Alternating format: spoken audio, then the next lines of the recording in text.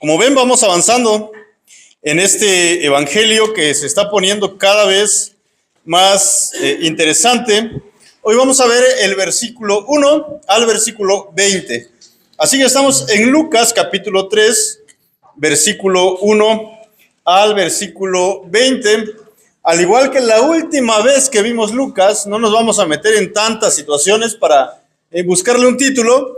El título es simple, de lo que nos habla el pasaje: el ministerio de Juan el Bautista. ¿Recuerdan? En los primeros capítulos vimos cómo esta mujer Elizabeth y su esposo Zacarías, la mujer Elizabeth era estéril, no podía tener hijos, hasta que el Señor hace un milagro en su vida y queda embarazada. Para esto un ángel viene y le anuncia a Zacarías: tu mujer Elizabeth va a tener un hijo y le vas a poner por nombre Juan. Entonces, este Juan el Bautista es ese hombre, este hijo de Elizabeth y Zacarías. Pero vamos a dar lectura, hermanos, y luego vamos a entrar en la predicación. Antes de eso, vamos a orar. Nuestro Dios, queremos darte gracias por tu palabra, gracias por este evangelio de Lucas que está siendo de mucha edificación para tu iglesia. Te pedimos que en esta mañana tú nos hables, abras nuestras mentes y puedas transformarla por medio de la verdad de tu palabra, Señor. Queremos salir de este lugar transformados. No queremos llegar o salir como llegamos, Señor, sino queremos salir con una mente renovada por la predicación de tu palabra, Padre. Confiamos en que tú vas a hacer esa obra, en que tu Espíritu Santo va a obrar en cada uno de nosotros y que nuestras vidas van a cambiar a partir de este día, Señor. Queremos darte gracias. Alabamos tu nombre, te damos gloria y honra, Padre. En el nombre de Cristo Jesús te lo pedimos. Amén. Muy bien, entonces, dice de esta manera el Evangelio de Lucas, capítulo 3, versículos 1 al versículo 20. En el año 15 del imperio de Tiberio César, siendo Poncio Pilato gobernador de Judea, y Herodes, tetrarca de Galilea, y su hermano Felipe, tetrarca de la región de Iturea y Traconite, y Lisanias, tetrarca de Abilinia, durante el sumo sacerdocio de Anás y Caifás, vino la palabra de Dios a Juan, hijo de Zacarías, en el desierto. Y Juan fue por toda la región alrededor del Jordán, predicando un bautismo de arrepentimiento para el perdón de los pecados, como está escrito en el libro de las palabras del profeta Isaías. Voz del que clama en el desierto: preparen el camino del Señor, hagan derechas sus sendas. Todo valle será rellenado y todo monte y collado rebajado. Lo torcido se hará recto y las sendas ásperas se volverán caminos llanos, y toda carne verá la salvación de Dios. Por eso, Juan decía a las multitudes que acudían para que él las bautizara: camada de víboras, ¿quién les enseñó a huir de la ira que vendrá? Por tanto, den frutos dignos de arrepentimiento y no comiencen a decirse a ustedes mismos: tenemos a Abraham por padre. Porque les digo que Dios puede levantar hijos a Abraham de estas piedras. El hacha ya está puesta a la raíz de los árboles. Por tanto, todo árbol que no da buen fruto es cortado y echado al fuego. Y las multitudes le preguntaban: ¿qué pues haremos? Juan les respondía: el que tiene 2 túnicas, comparta con el que no tiene, y el que tiene que comer, haga lo mismo. Vinieron también unos recaudadores de impuestos para ser bautizados y le dijeron: Maestro, ¿qué haremos? No exijan más de lo que se les ha ordenado, les respondió Juan. También algunos soldados le preguntaban: ¿y nosotros qué haremos? A nadie quiten dinero por la fuerza, les dijo, ni a nadie acusen falsamente, y conténtense con su salario. Como el pueblo estaba a la expectativa y todos se preguntaban en sus corazones acerca de Juan, si no sería él el Cristo, Juan les habló a todos: yo los bautizo con agua, pero viene uno que es más poderoso que yo, a quien no soy digno de desatar la correa de sus sandalias. Él los bautizará con el Espíritu Santo y fuego. El bieldo está en su mano para limpiar completamente su era y recoger el trigo en su granero, pero quemará la paja en un fuego que no se apaga. Y también con muchas otras exhortaciones, Juan anunciaba las buenas nuevas al pueblo. Pero Herodes, el tetrarca, siendo reprendido por él por causa de Herodías, mujer de su hermano, y por todas las maldades que Herodes había hecho, añadió además a todas ellas esta, que encerró a Juan en la cárcel. Muy bien, esta es la historia que tenemos por delante de nosotros el día de hoy. Y el primer punto de nuestro sermón va a aparecer allí. Como dijimos, el sermón se llama el ministerio de Juan el Bautista. Lo primero que vamos a ver es que Juan entra en escena, versículo 1 al versículo 6. Escuchamos acerca de Juan en el capítulo 1. Elizabeth, su madre, queda embarazada. Juan nace y a partir de allí no sabemos nada más de Juan. Del capítulo 1 al capítulo 3 de Lucas, aproximadamente han pasado 30 años. Juan ha quedado en silencio. Parece que ya había quedado olvidado allí Juan, pero nuevamente Lucas va a hablar acerca de él y Juan en este momento va a entrar en escena. Si ven, aquí tenemos un pequeño mapa. Ahí más o menos se ve con algunos nombres por allí que ya vamos a explicar. Y tenemos que explicarlos porque si ven en el texto, pues vienen esos nombres allí. Siempre que había leído este evangelio, pues veo un montón de nombres, ¿no? Pero como que ni me interesan quiénes son esos cuates. Pues quién sabe, ¿no? En algún momento seguramente existieron, pero como que no son muy interesantes para mí.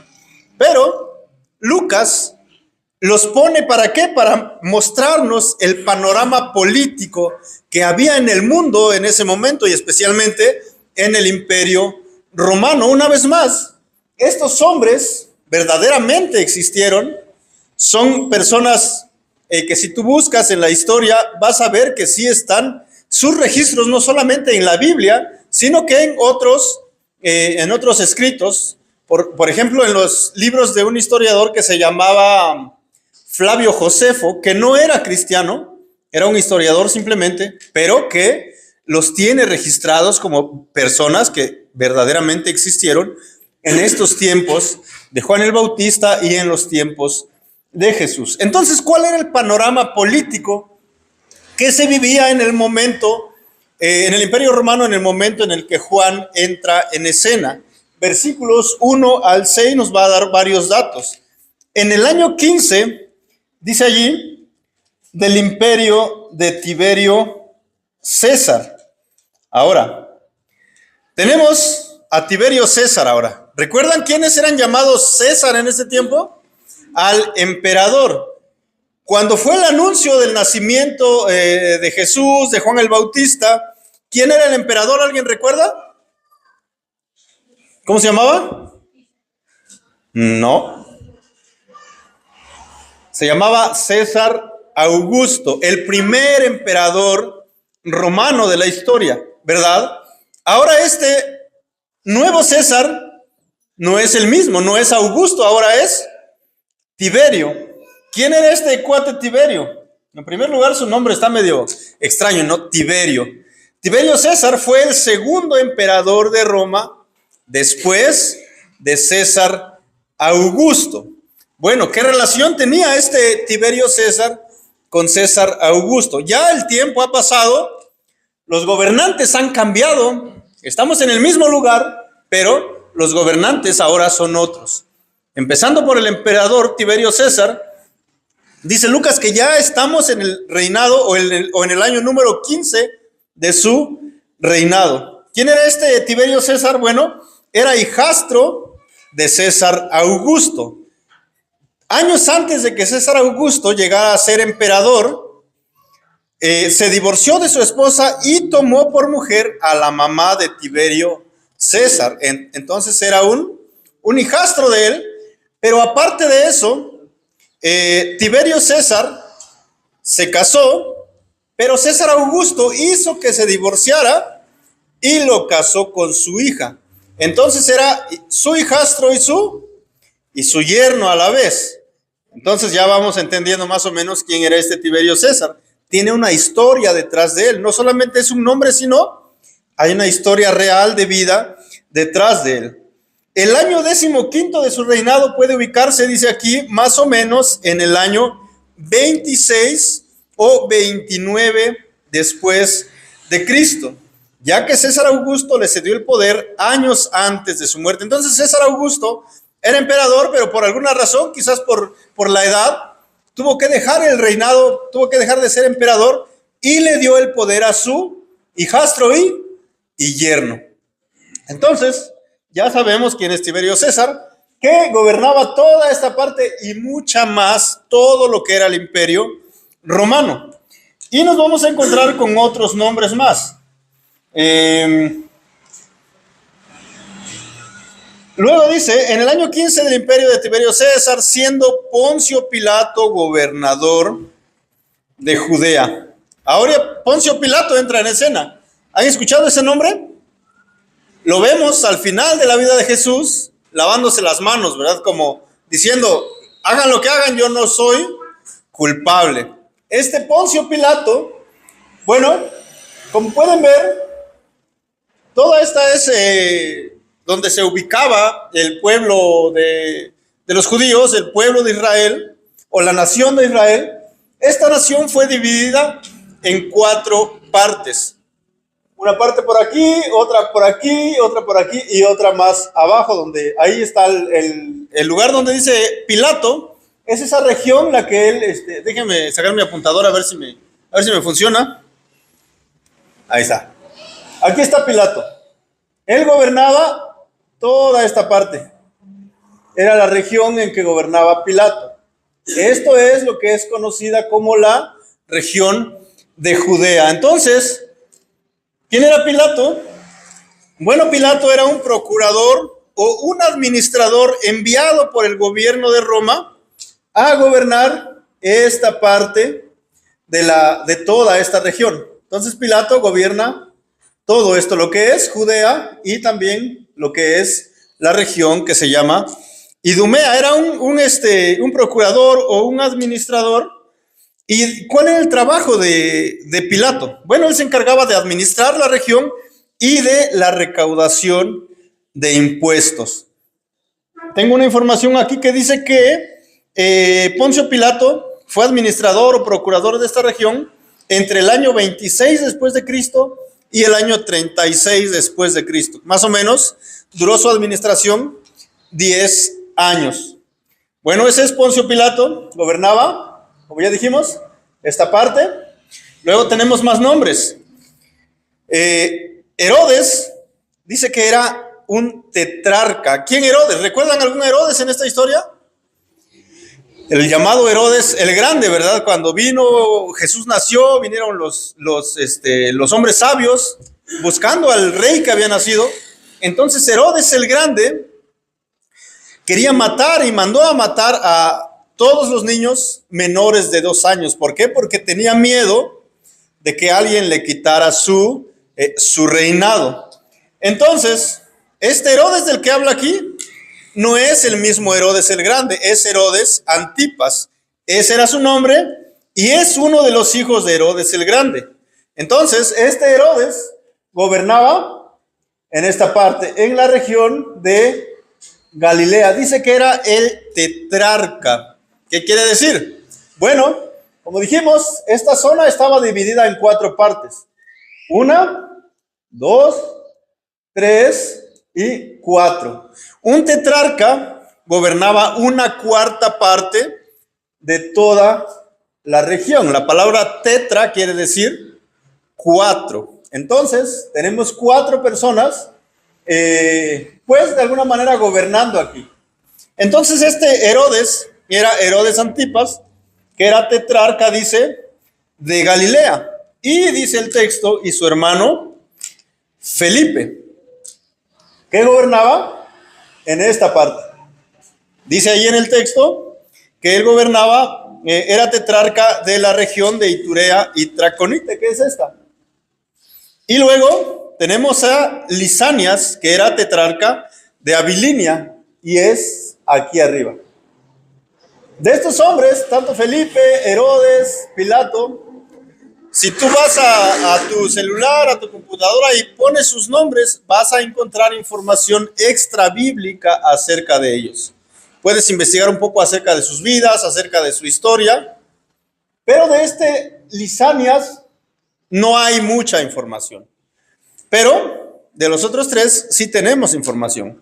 Y como vemos, Pilato, cuando vemos el desarrollo de la historia bíblica, vamos a ver que no es un hombre muy bueno, no es un hombre justo. Herodes Antipas, peor todavía, porque vamos a ver lo que después le va a hacer a Juan el Bautista a causa de la mujer de su hermano Felipe. Les voy a adelantar un poco. Este Herodes se divorció de su mujer y ahí se casó con la mujer de su hermano. Entonces, como vemos, estos hombres que gobernaban el mundo en ese momento no eran los mejores, no eran los ideales. Si los comparamos con nuestros gobernantes de hoy, pues quizás son muy parecidos, ¿verdad? Pero aún a pesar del gobierno que el mundo tiene en ese momento, Dios no detuvo sus planes. Los planes de Dios siguen en pie. Dios sigue desarrollando la historia de la redención del hombre, aún a pesar de todas estas personas. Muchas veces nosotros vemos que nuestros gobernantes de hoy son gobernantes impíos, que no conocen a Dios, que no tienen temor de Dios, y como cristianos nos ponemos a pensar, no, un cristiano debería gobernar nuestra nación, porque si un cristiano no gobierna, Dios no va a poder hacer nada. Estamos totalmente equivocados. A pesar del pecado del hombre y a pesar de los hombres que gobiernan, Dios sigue obrando. Dios sigue trabajando. Los planes de Dios no se van a detener a pesar de que nuestros gobernantes no tengan temor de Él. Y esa es nuestra seguridad, de que Dios siempre sigue obrando. Dios siempre sigue trabajando, porque sus planes están establecidos y nadie los va a detener. Nadie les va a poner un alto. Nadie le pone el semáforo en luz roja y no puede avanzar. Dios sigue obrando a pesar de nuestros gobiernos, aún a pesar de nosotros. Luego, ¿qué más podemos ver allí? Ya vimos estos gobernantes que eran pues Herodes, Felipe,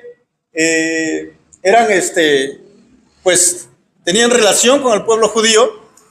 Tenemos también otros que aparecen ahí abajo, a ver si sirve todo esto. Anás y Caifás. Dice el versículo 2, durante el sumo sacerdocio de Anás y Caifás. Entonces estos seguramente lo recuerdan en la crucifixión de Jesús, cuando le ponen la condena a Jesús. Estos hombres son personajes principales. Anás era el hombre más anciano, que era uno de los sumos sacerdotes del pueblo de Israel. Generalmente el pueblo de Israel tenía un sumo sacerdote solamente en función. En esta ocasión dice Lucas que tanto Anás como Caifás eran sumos sacerdotes. ¿Por qué dice eso? Bueno, en algún momento de la historia, en el año 18 después de Cristo, el gobierno romano destituye a Anás de ser sumo sacerdote, y en su lugar ponen a su yerno, que es Caifás. Pero el pueblo judío seguía respetando a Anás como sumo sacerdote. Por eso Lucas lo identifica también como un sumo sacerdote, aunque oficialmente en ese momento en el que Juan el Bautista entra en escena, Caifás es el sumo sacerdote de manera oficial. Anás sigue teniendo poder y sigue teniendo influencia allí, pero Caifás es el principal, es el sumo sacerdote en función. Estos eran los representantes del pueblo judío delante de Dios. Sus funciones eran religiosas, aunque también se inmiscuyeron en la vida política de alguna manera. Pero vemos gobernantes políticos, vemos gobernantes religiosos, impíos todos, porque ni Anás ni Caifás realmente eran temerosos de Dios. Ellos guardaban las apariencias solamente, pero eran pecadores al igual que todos los demás que vivían en su tiempo. Dios sigue obrando, Dios sigue trabajando a pesar de eso. ¿Qué más podemos ver en esta entrada de Juan en escena? ¿Cuáles eran las actividades de Juan? Vamos a ver primero. Dice el versículo 3 ahora: durante el sumo sacerdocio de Anás y Caifás, vino la palabra de Dios a Juan en el desierto. A Juan, hijo de Zacarías, en el desierto. Aquí nos aclara quién es este Juan del que está hablando Lucas. Recuerden, Lucas le está escribiendo a un hombre llamado, ¿cómo? ¿Para quién fue escrito el libro de Lucas? A ver, no nos vamos si no se acuerdan. Para Teófilo. Entonces le está dando información. Teófilo no vive mucho tiempo después de este tiempo, de esos acontecimientos. Entonces, cuando él escucha a Tiberio César, Poncio Pilato, Herodes, él inmediatamente va a relacionar. No, es verdad. Lucas le está contando una historia fidedigna, una historia confiable, una historia verdadera. Ahora vino la palabra de Dios, dice a Juan, hijo de Zacarías. Está aclarando. Este Juan es el hijo de Zacarías, del que hablamos en el capítulo 1. Y vino la palabra de Dios a Juan. ¿En dónde estaba Juan, dice? En el desierto. ¿Recuerdan que los padres de Juan eran muy ancianos cuando este hombre nació? Entonces, eso da la posibilidad que Juan quedó huérfano muy temprano, muy joven, quizás niño, no lo sabemos. Pero seguramente los padres de Juan no vivían hasta este momento ya. Eran ancianos cuando él nació, por lo tanto, quizás murieron en los primeros años de Juan. Aparte, ¿recuerdan de qué tribu descendía Juan? ¿Alguien recuérdeme? ¿De qué? Ajá, que había, ¿será qué? Eran levitas, ¿verdad? Tanto Elizabeth como Zacarías eran de la tribu de Leví. Por lo tanto, Juan era un levita. ¿Y cuál era el trabajo o el ministerio que un levita podía desempeñar? Eran encargados de oficiar los servicios en el templo, ¿verdad? ¿Y a los cuántos años un levita comenzaba su ministerio? ¿Alguien sabe? A los 30 años. Vayan a Números, capítulo 4, versículo 46 y 47, solamente para tener la seguridad que es así. Dice Levítico 4, 46 al 47. Todos los enumerados de los levitas, a quienes Moisés y Aarón y los jefes de Israel contaron por sus familias y por sus casas paternas, de 30 años en adelante hasta los 50, todo el que podía enlistarse para servir y hacer el trabajo de transportar la tienda de reunión. Está hablando en el Antiguo Testamento donde no había un templo, pero había un tabernáculo que era transportado cuando el pueblo se movía. ¿Qué es lo que pasaba? El tabernáculo tenía que ser transportado y los únicos que podían transportar el tabernáculo eran los levitas. Y era de los 30 años hasta los 50 donde ellos podían en ese momento ejercer su oficio, ejercer su ministerio. Por lo tanto, podemos entender que es posible que Juan el Bautista entre en escena cuando tiene 30 años de edad. Recuerden, la diferencia de edades entre él y Jesús son solamente de 6 meses. Entonces, Jesús en este momento está a punto de cumplir también 30 años, en donde también va a entrar otra vez en escena. Bueno, entonces, Juan, ¿cuánto tiene que esperar? 30 años. Un niño, un hombre tan especial, enviado por Dios, ¿cuánto tiene que esperar para comenzar su trabajo oficialmente? 30 años. Si hubiera sido yo, Juan, ¿qué es lo que hubiera pensado? Ya tengo que empezar, no puedo esperar más a hacer lo que Dios me ha mandado a hacer. ¿No es esa nuestra actitud muchas veces? Oye, ¿qué nos mandó el Señor a hacer? No, pues a mí me mandó a, ¿qué será? A ser un predicador, vamos a suponer, un predicador. ¿Y cuándo debo empezar? Ya, no puedo esperar porque ya tiene que ser, porque Dios lo ha dicho así que tengo que empezar. ¿Cuándo esperó Juan? 30 años. ¿Cuánto esperó Moisés? 80 años. ¿Cuánto esperó Jesús? 30 años. Pero ¿qué pasaba durante esos 30 años con Juan? Dice que estaba ¿en dónde? En el desierto, en regiones desérticas. Seguramente el Señor lo estaba preparando de alguna manera. Además, Juan, dice el Evangelio de Mateo, que tenía una manera especial de vestir, que tenía ropas de pelo de camello, creo que tenía un cinto de cuero. Era una manera extraña de vestir, ¿verdad? Además, no solamente se vestía extraño, sino tenía una dieta bastante extraña, que comía langostas, creo, miel silvestre y cosas de ese tipo, ¿verdad? Entonces Juan estaba retirado de la civilización de alguna manera, estaba viviendo su vida como un, ¿cómo se llamaba? Nazareo, ¿verdad? Apartado para los propósitos de Dios, esperando el tiempo en que Dios lo iba a usar. Y ese es un ejemplo para nosotros que somos muchas veces ansiosos y queremos hacer las cosas ya, cuando el Señor todavía quizás no nos ha preparado para lo que quiere usarnos. Necesitamos poder y saber esperar el tiempo adecuado del Señor. El Señor para todo tiene su tiempo. Y para usarnos en el ministerio también. Eso no quiere decir que no puedes hacer nada y que debes quedarte sentado. Ah, no, pues hay que esperar a que Dios me hable y entonces ya voy a hacer algo, ¿verdad? No, podemos hacer cosas, porque seguramente Juan hizo algunas cosas, pero para salir ya al público y empezar su predicación de manera oficial, tuvo que esperar 30 años. 30 años de espera, paciente seguramente, y cuando el Señor lo va a usar muy corto tiempo, ¿verdad? Porque pronto Juan el Bautista va a morir. Su ministerio no duró mucho tiempo, al igual que el de Jesús, que posiblemente duró solamente 3 años. El de Juan el Bautista fue mucho más corto. Casi que salió a la luz, empezó a predicar, lo metieron a la cárcel y le cortaron la cabeza.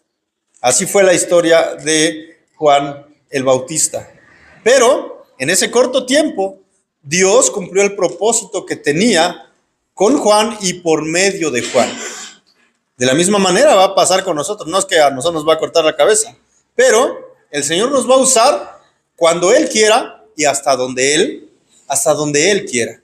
¿Verdad? Es una verdad que aprendemos en la vida de Juan. ¿Cuáles eran las actividades de Juan? Estaba en el desierto y dice que Juan fue por toda la región alrededor del Jordán, predicando un bautismo de arrepentimiento para el perdón de los pecados. Entonces, la misión principal de Juan en la vida, ¿cuál era? Ir por toda la región, predicando y practicando un bautismo de arrepentimiento para el perdón de pecados. Esta práctica del bautismo es interesante, porque nosotros hoy también bautizamos, ¿verdad?, a los nuevos creyentes. ¿Y qué significa el bautismo para nosotros? Es identificarnos con la muerte, sepultura y resurrección de Cristo. ¿Es así? Sí, ¿verdad? Cuando nos bautizamos, ¿qué estamos diciendo? Nos identificamos con la muerte de Cristo, con la sepultura de Cristo y con la resurrección de Cristo. Es un simbolismo el bautismo. Pero en el caso de Juan, él hacía un bautismo que dice que representaba el arrepentimiento para el perdón de los pecados. Lo que Juan estaba haciendo es preparar el camino para el Mesías que ya estaba en el mundo, pero no se había manifestado todavía. Estaba muy pronto, muy cerca, muy próximo a manifestarse. Pero Juan venía. ¿Y qué era el bautismo para los judíos? Esto del bautismo no era una práctica nueva, no era algo instituido por Juan el Bautista, sino que desde el Antiguo Testamento los judíos practicaban esto del bautismo. ¿Qué es lo que hacían? Muchas veces se lavaban las manos o se sumergían completos como una ceremonia, como un ritual de purificación. Si nosotros vamos a Números, capítulo 19, versículo 7, dice así: luego el sacerdote lavará su ropa y bañará su cuerpo en agua, y después entrará en el campamento, pero el sacerdote quedará inmundo hasta el atardecer. Eso era el bautismo para ellos. Se sumergían en agua y de esa manera simbolizaba que estaban limpios de manera ceremonial o de manera ritual. En este caso, lo que Juan hacía es: bautízate. Eso quiere decir la palabra bautismo, sumergirse en el agua, y representaba que te habías arrepentido de tus pecados y que a partir de ahora ibas a tener una vida, o por lo menos una actitud, que mostraba que verdaderamente te habías arrepentido de tus pecados. Dice el versículo 4, como está escrito en el libro de las palabras del profeta Isaías: voz del que clama en el desierto, preparen el camino del Señor, hagan derechas sus sendas. Todo valle será rellenado y todo monte y collado rebajado. Lo torcido se hará recto y las sendas ásperas se volverán caminos llanos, y toda carne verá la salvación de Dios. ¿Qué es lo que estaba haciendo Juan? Precisamente estaba cumpliendo las palabras de Isaías. Estaba allanando, estaba aplanando los caminos, estaba preparando los corazones para escuchar el evangelio de salvación. El Mesías estaba pronto a salir y predicar: el reino de los cielos se ha acercado. Y Juan, por medio de ese bautismo, estaba preparando sus corazones para cuando ellos escucharan el mensaje de Cristo, verdaderamente vinieran a arrepentimiento y a vida nueva. Entonces, esas eran las actividades de Juan: predicar, bautizar, pero cumplir con esta profecía de que vendría alguien que prepararía el camino del Señor que se acercaba. Este era Juan. La vida de Juan estaba profetizada en el Antiguo Testamento. Vamos a pasar a otro punto, creo que está ahí. Número 2, el mensaje de Juan. ¿Cuál era el mensaje de Juan en sí? Versículos 7 al versículo 18. Lo que Juan va a predicar, este es el contenido del mensaje de Juan el Bautista.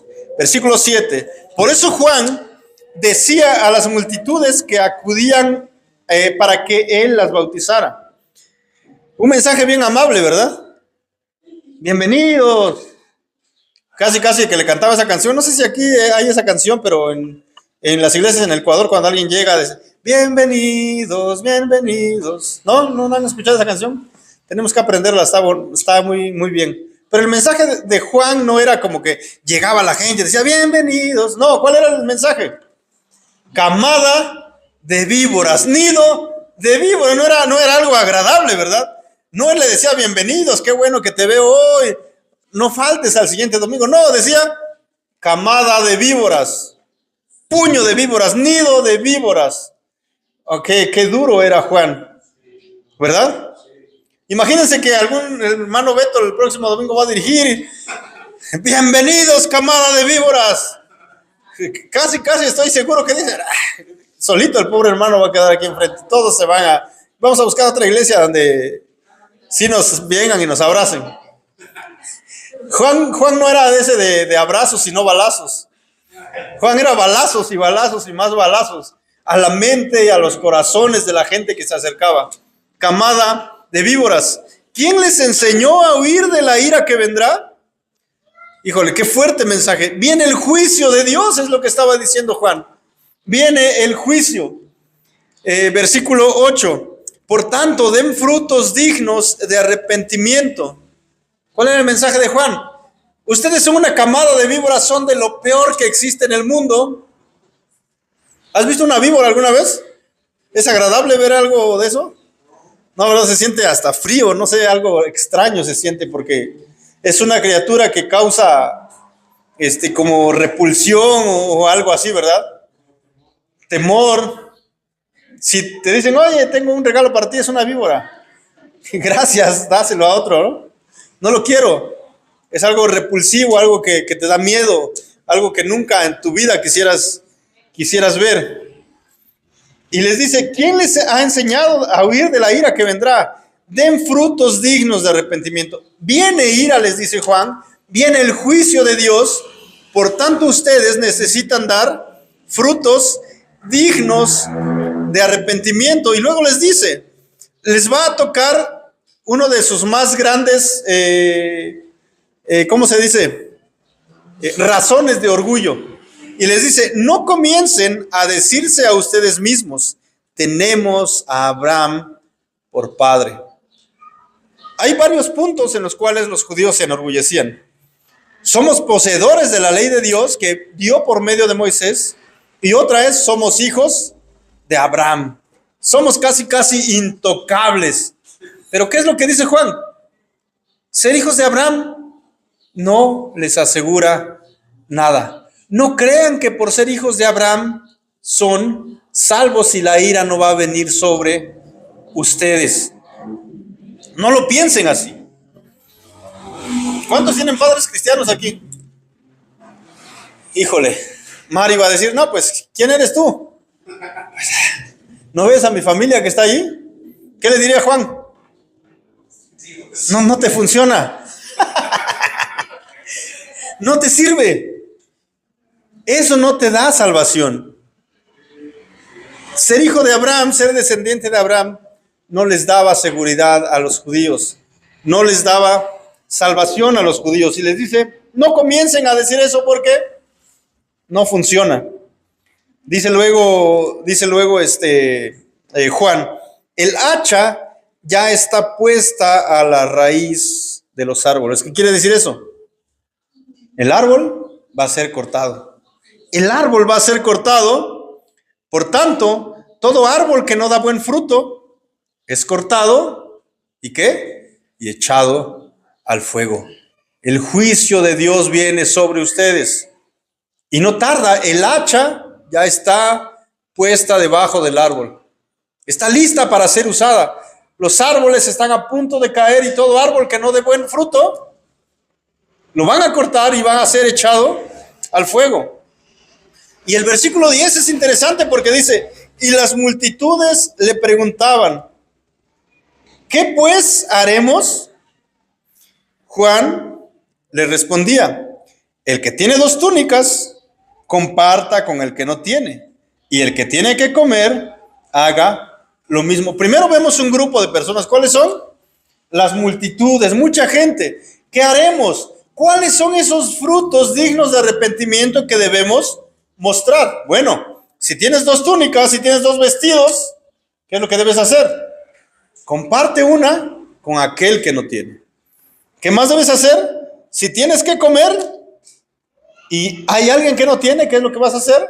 Comparte con aquel que no tiene. No está diciendo hagan obras para su salvación, sino que está diciendo estas obras que están haciendo son evidencia que verdaderamente se han arrepentido de sus pecados. Luego viene otro grupo, el segundo grupo que se acerca.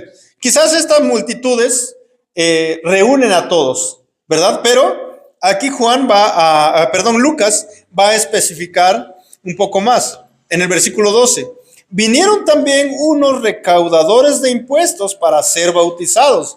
¿Quiénes eran los recaudadores de impuestos? Generalmente eran judíos que trabajaban para el gobierno romano y lo que hacían era cobrar los impuestos. Vamos a decir que eran los cuates del SAT, ¿no?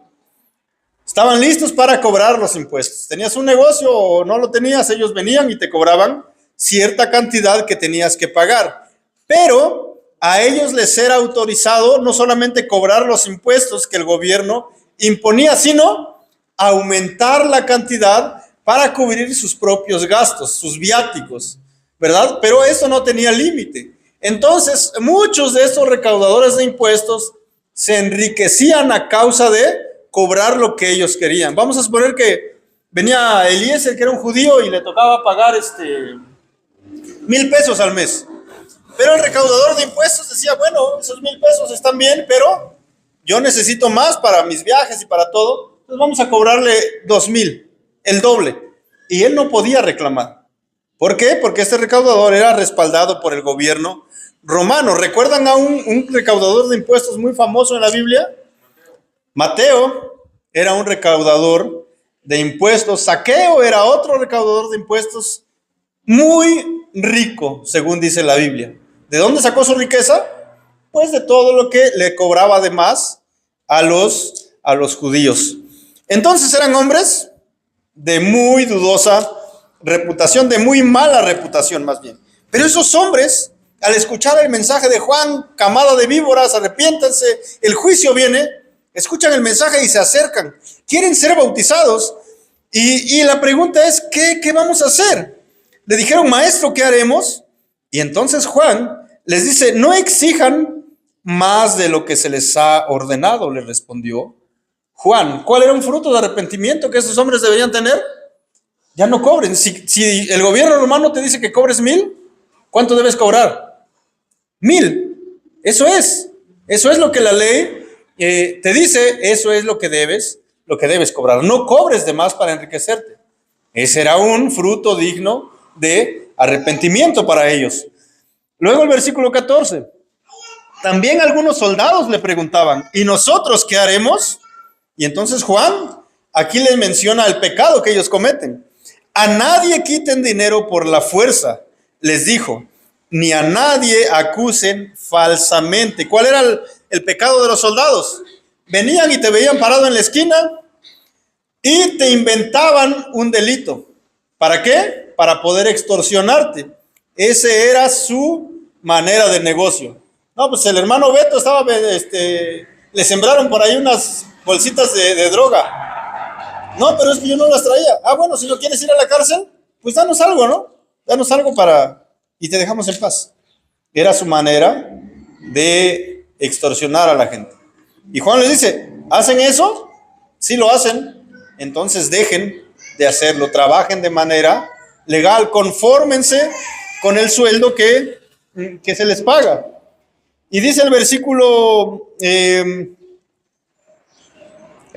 final del versículo, ni a nadie acusen falsamente y conténtense con su salario. Seguramente los soldados en ese tiempo tenían un sueldo muy parecido a los policías que tenemos, ¿verdad? No les alcanza y ¿qué es lo que tienen que hacer? Inventarse algo para extorsionarte. Ah, te pasaste el alto, no es cierto, ni semáforo hay. Sí, pero te lo pasaste. Ah, bueno, pues híjole, no quiero que me lleve la grúa, no quiero pagar como 15,000 pesos para sacar mi carro del encierro, entonces, pues ten algo, ¿no? Unos 200 pesos para la coca. Y ellos se van contentos, ¿verdad? Decimos que su necesidad los obliga, ¿verdad? Realmente es el pecado el que los está moviendo a extorsionar. Y lo mismo pasaba con los soldados. Y Juan les dice, el fruto digno de arrepentimiento, vamos a darnos cuenta que te has arrepentido si dejas de extorsionar a la gente. Conténtate con el salario que tienes. Y el versículo 15, como el pueblo estaba a la expectativa y todos se preguntaban en sus corazones acerca de Juan, si no sería él el Cristo, Juan les habló a todos. Yo los bautizo con agua, pero viene uno que es más poderoso que yo, a quien no soy digno de desatar la correa de sus sandalias.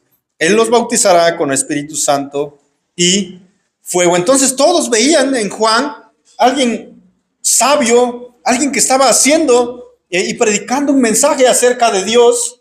Y entonces todos, judíos, sabiendo y conociendo las profecías de que el Mesías vendría y que sería justo, ¿qué es lo que hacen?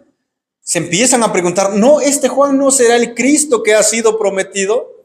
Y Juan dice, sabiendo lo que ellos, o entendiendo lo que ellos estaban pensando, les va a aclarar. Yo no soy el Cristo, pero viene uno al cual yo no soy digno de desatar la correa de su calzado. Juan estaba diciendo, yo ni siquiera soy digno de ser esclavo de aquel que viene después de mí. Yo soy solamente un adelanto de lo que viene después. Yo solamente estoy preparando el camino. Yo solamente estoy preparando sus corazones para que escuchen el evangelio de los labios del mismo Salvador. Ese era el trabajo de Juan y Juan lo estaba cumpliendo fielmente, completamente, totalmente. Nosotros también, de alguna manera, tenemos un trabajo, que es también dar el mensaje de salvación. Un mensaje que no es amable al principio, es ofensivo. Bueno, nosotros no decimos camada de víboras, ¿verdad? Pero cuando compartimos el evangelio, ¿qué es lo que necesitamos decir? Confrontarlos con su realidad. Eres pecador. Has hecho las cosas mal delante de Dios. Y ese mensaje, ¿cómo es?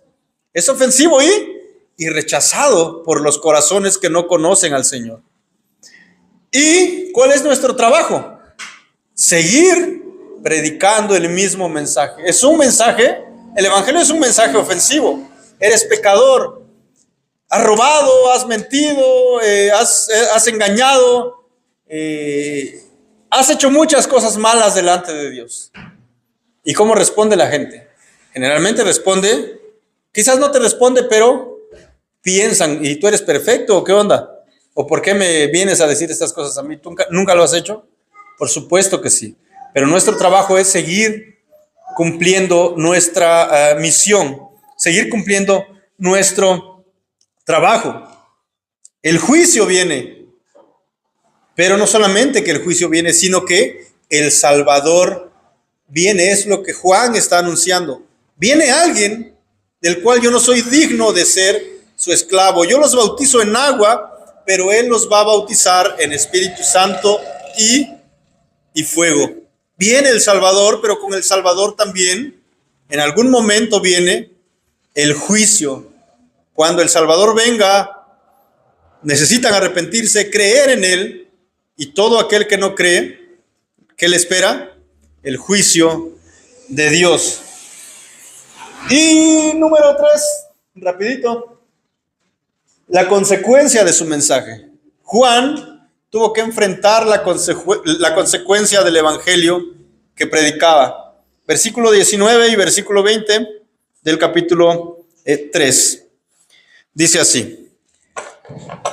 Bueno, Juan sigue hablando acerca del juicio que va a venir. Versículo 17. El bieldo está en su mano para recoger y limpiar completamente su era y recoger el trigo en su granero, pero quemará la paja en un fuego que no se apaga. Juan sigue hablando acerca del juicio que viene.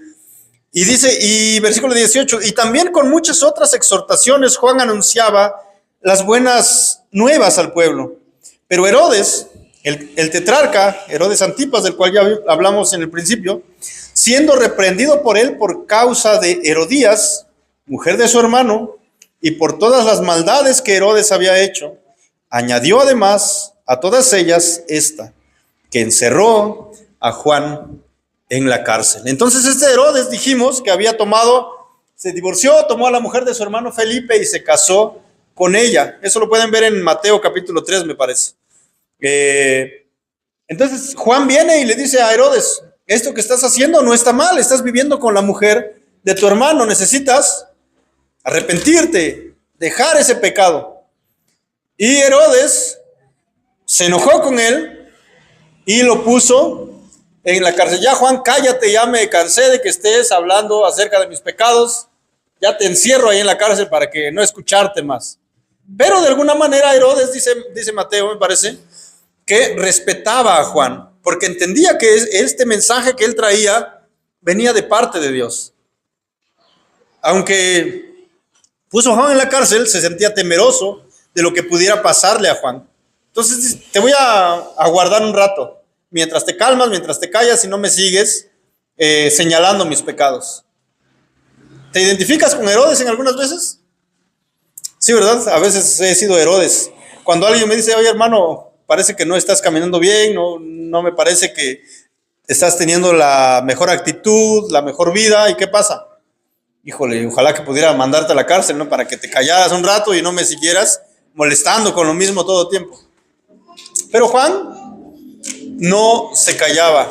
Juan seguía cumpliendo el trabajo que el Señor le había dado. Y tuvo una consecuencia. No solamente lo puso en la cárcel, sino que Lucas no lo dice, porque Juan va a seguir viviendo en el Evangelio de Lucas un poquito más, pero el final de Juan no es salir libre de la cárcel. Juan nunca más salió de la cárcel. Incluso Juan, estando en la cárcel, empezó a dudar y dice, después de haber bautizado a Jesús, dice, vayan, le dice a sus discípulos, vayan y pregunten, ¿Él es el Cristo que había de venir?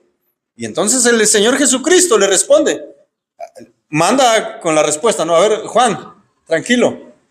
Y no les dice, sí, yo soy. ¿Cómo les dice? Los cojos andan, los ciegos bien, y las buenas nuevas están siendo anunciadas. Esa es la respuesta de Jesús. Entonces Juan quizás se queda tranquilo y después de eso le cortan la cabeza y la vida de Juan el Bautista termina. Un periodo muy corto de ministerio, pero cumplió su misión. Este mensaje tiene consecuencias. Y no solamente va a ser una consecuencia temporal, este mensaje tiene consecuencias eternas. Porque el mensaje del Evangelio tiene en juego la eternidad de las personas. Necesitamos anunciarlo sin importar las consecuencias. Quizás termines en la cárcel como Juan, muy seguramente no. Gracias a Dios, por lo menos aquí, hasta el día de hoy, no hay persecución sobre el mensaje del Evangelio, pero en otros lugares sí hay, y muchos están siendo perseguidos, encarcelados, despojados de sus casas, de sus terrenos, sacados de sus pueblos por predicar el Evangelio. Pero siguen valientes, sin importar las consecuencias. A Juan, la cárcel no le cerró la boca. A Pablo, tampoco. Él estaba dispuesto a ir a la muerte. Incluso decía, ay, creo que sería mejor si yo me muero ya. Pero no sé qué decidir, morir o seguir viviendo, porque si sigo viviendo, es bien para ustedes porque van a seguir escuchando el mensaje del Evangelio. Puede haber salvación para ustedes si siguen escuchando el mensaje. Entonces, las consecuencias de su mensaje fueron fatales, entre comillas, para Juan. ¿Pueden ser fatales para nosotros? Posiblemente. Pero eso no debe parar la obra de Dios. Eso no debe impedir que cumplamos nuestra misión. De todos modos, si morimos, dijo Pablo, para el Señor morimos. Y si vivimos, para el Señor morimos, para el Señor vivimos. Si vivimos, somos para el Señor, si morimos, es para el Señor también. Todo lo que gira en torno a la vida del Hijo de Dios es para la gloria de Dios. Así que, hermanos, esto ha sido el mensaje del día de hoy. Juan, un hombre que supo esperar el tiempo en que Dios lo iba a usar, un hombre que predicó valientemente, aunque el mensaje que traía no era cómodo para los que lo escuchaban, un hombre que estuvo dispuesto a ir hasta las últimas consecuencias a causa de la predicación del Evangelio. Necesitamos imitar la actitud de Juan en nuestras vidas. Muchas gracias, hermanos.